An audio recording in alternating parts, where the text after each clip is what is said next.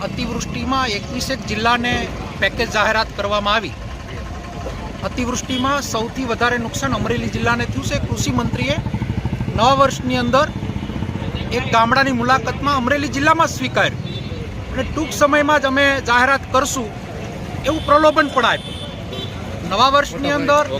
30ના દિવસે જિલ્લા લેવલે આ અતિવૃષ્ટિ અને ઇકોઝોન બાબતે ધરણા થયા અને ત્યારે મેં જાહેરાત કરી હતી કે કોંગ્રેસ પરિવાર આ વખતે સ્નેહ મિલન નહીં કરે, પણ ખેડૂતો માટે, ગરીબો માટે,